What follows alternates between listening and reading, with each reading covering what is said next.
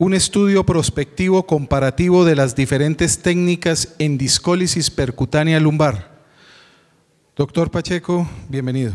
Bueno, sí, muchísimas gracias por la invitación al CIDEX, verdad que es un honor para mí estar aquí presente hoy, y una bendición de Dios, porque siempre que hay que darle el primer momento las gracias a Dios que uno puede venir a estos eventos y compartir con todos ustedes. Realmente pues estamos en el mundo de la sonoterapia y también hago traumatología y ortopedia, pero desde que vi el mundo de la sonoterapia pues he dejado de operar ya. Me ha ido muy bien y realmente pues la recomiendo a todos aquellos que quieran hacerla. El estudio prospectivo que les voy a hablar es comparativo de diferentes técnicas empleadas en discólisis percutánea lumbar. Vamos a hablar un poco qué es la ozonoterapia, que ya el doctor Calderón adelantó un poco. Es una forma de tratamiento médico que pretende, entre otros objetivos, la saturación de oxígeno en el organismo, a través de la insuflación de una mezcla de oxígeno y ozono al cuerpo por diversas vías que se puede utilizar. El ozono médico se produce a partir de oxígeno medicinal y está formado por una mezcla de 5% como máximo de ozono y 1,25% de oxígeno. El ozono se desdobla al entrar al organismo en O2 más O más 24,75 kilocalorías y cada uno hace una función dentro del organismo donde mejora el metabolismo de oxígeno, herbicida amplio espectro, regula el metabolismo, modulador inmunológico y regula el estrés oxidativo. Ya para entrar en materia, podemos hablar que el dolor lumbar constituye un problema fundamental de salud pública por su alta prevalencia, impacto, magnitud y repercusión socioeconómica a nivel mundial durante un periodo laboral pues, de la población al ser causa e incremento negativo en el aprovechamiento de recursos humanos y en la pérdida de días de trabajo. Cabe resaltar que se considera la mayor causa de discapacidad o ausentismo laboral en menores de 45 años a nivel mundial. Para entrar en lo que es las diferentes técnicas, el doctor Calderón describió una de ellas, pero yo hago una discólisis percutánea bajo fluoroscopia y discólisis percutánea bajo navegación hemodinámica, que consiste por vía percutánea en el disco herniado ozono, con el objetivo terapéutico de deshidratar, reducir su tamaño y descompresión de la raíz nerviosa, así como ejercer su efecto antiinflamatorio y analgésico potente de los tejidos circundantes. Vamos a ver si podemos ver podemos abrir el video de cómo hace el bostezo que dice el doctor. También tengo esta imagen. Fíjense cómo se pinta el disco.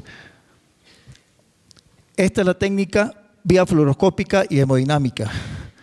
Luego tenemos la técnica de discólisis percutánea bajo navegación tomográfica, que es lo mismo, consiste por vía percutánea, pero es transforaminal, con el mismo objetivo de deshidratar y reducir el tamaño del disco, así descomprimir la raíz nerviosa y así como ejercer también igualmente efecto antiinflamatorio y analgésico potente en los tejidos circundantes. Vemos aquí el tomógrafo, medimos y aquí vemos el ozono. Lo que se pinta negro es ozono.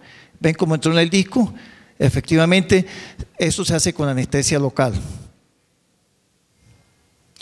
Discólisis percutánea bajo navegación con rayos X. Consiste en administrar ozono por vía percutánea en el foramen con el mismo objetivo anterior, solo que con anterior entró transforaminal y esta en el foramen. Aquí estamos justamente en el foramen, equipo telecomandado. Este estudio prospectivo tuvo el objetivo de mostrar cuál de las diferentes técnicas empleadas en discólisis percutánea lumbar es más segura, eficaz en el tratamiento del dolor lumbar. Tenemos unos criterios de inclusión, criterios de exclusión.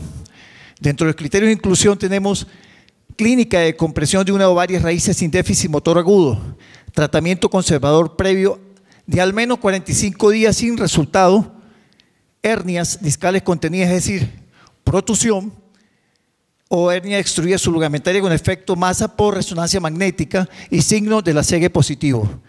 Dentro del criterio de exclusión tenemos edad superior a 70 años o inferior a 20 años, cirugía previa lumbar, signos de inestabilidad lumbar, cociente intelectual insuficiente para entender el consentimiento informado, ciática de origen desconocido, estenosis de canal o recesos, hernia discal extruida no subligamentaria, mirada o calcificada.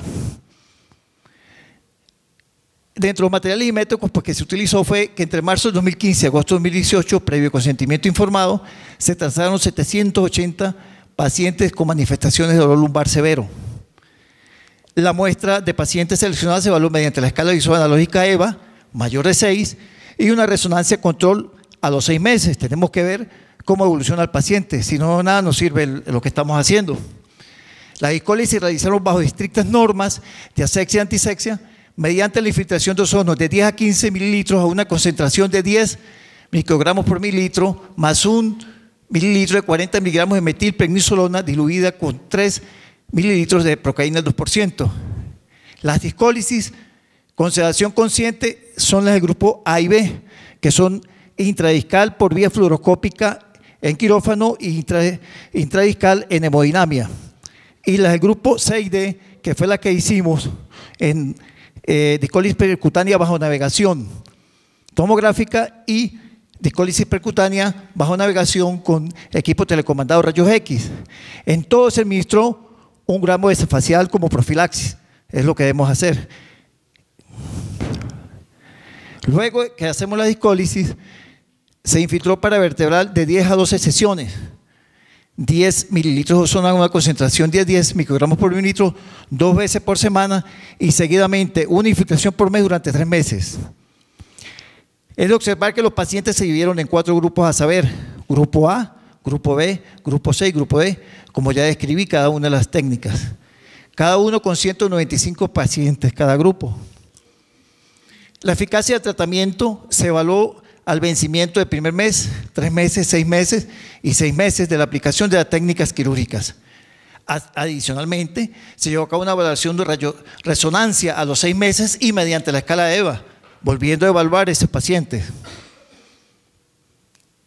Para el análisis estadístico, recuerden que tenemos que utilizar, para análisis descriptivo se usa la media de desviación estándar en caso de variables continuas y variaciones cualitativas o categóricas, se utiliza la frecuencia y el porcentaje para comparación de las medias, se usa la t-de-Student. Pacientes afectados según el sexo.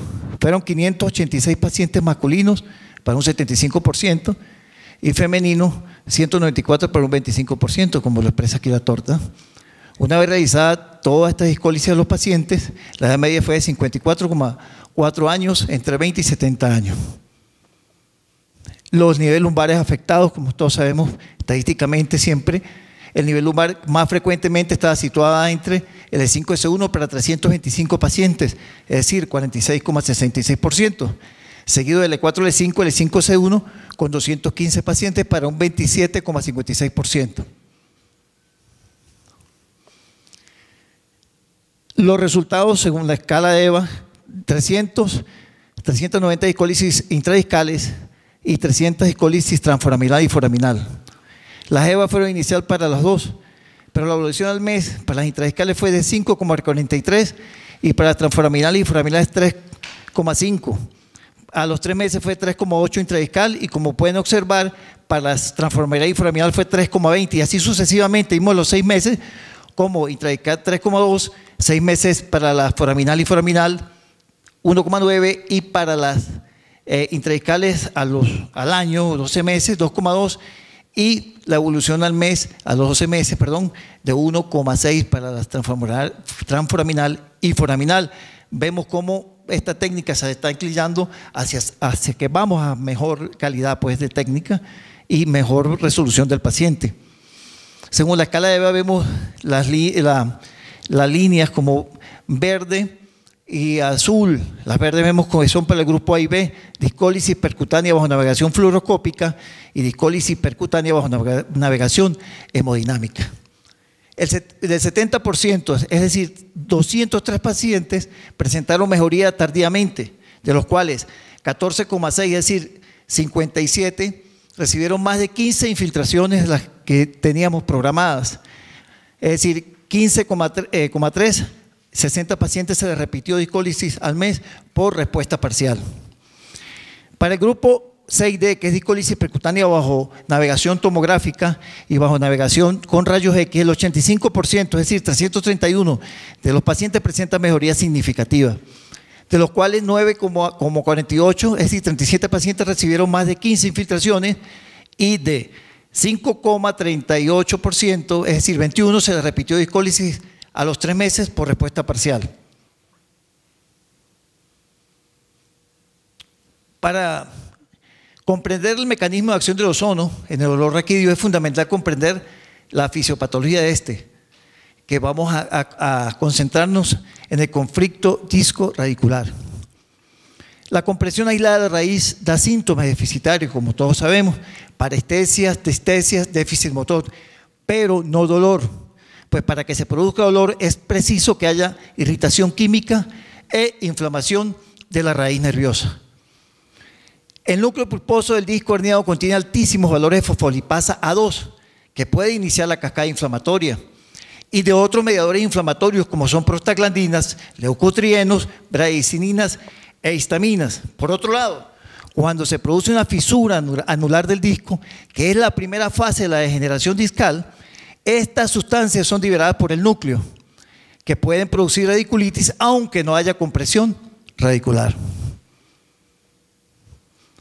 El oxígeno ozono actúa de 3 maneras en el conflicto disco-radicular.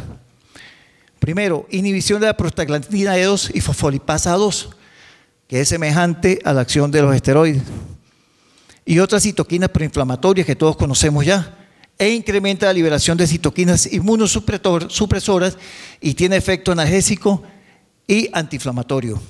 Por otro lado, incrementa la microcirculación local, por reducción de la estasis venosa, efecto antiinflamatorio, pues la raíz nerviosa es muy sensible a la hipoxia.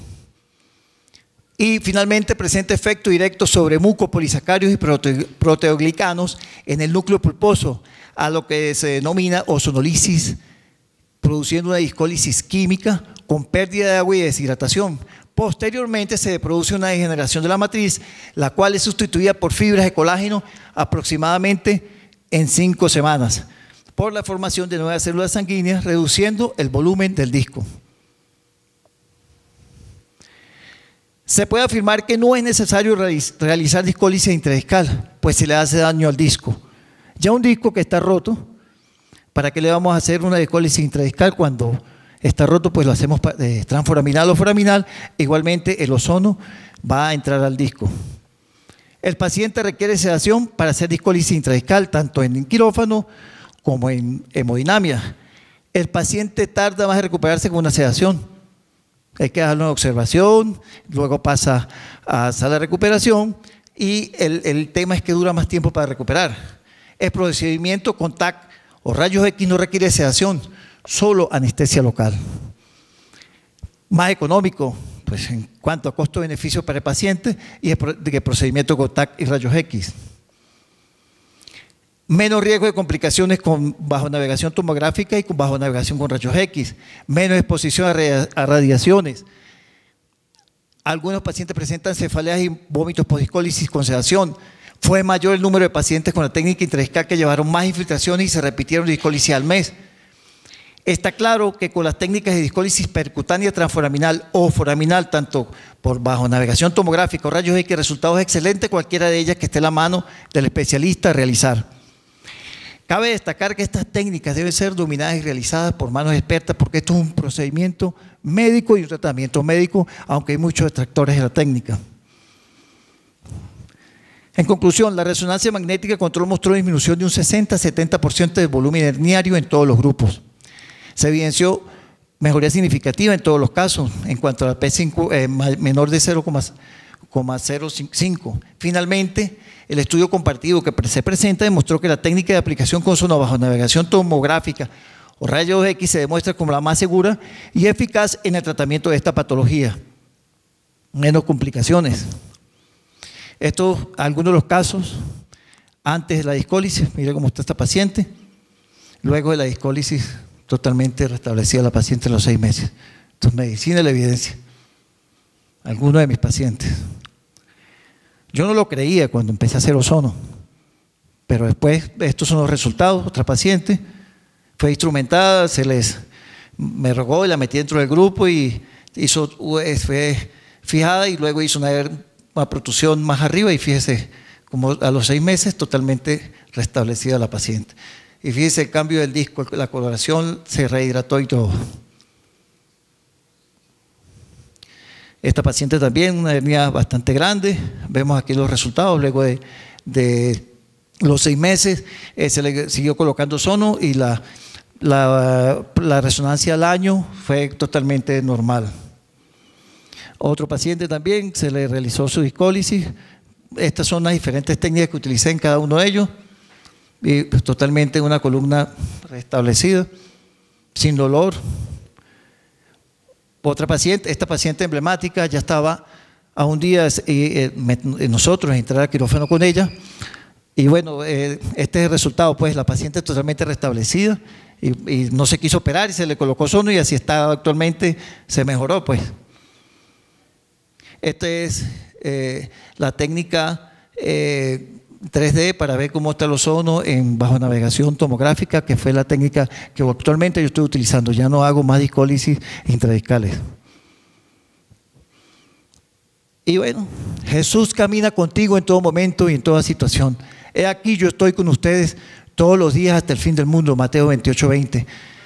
Mucha ciencia nos acerca a Dios, poca ciencia nos aparta de Él.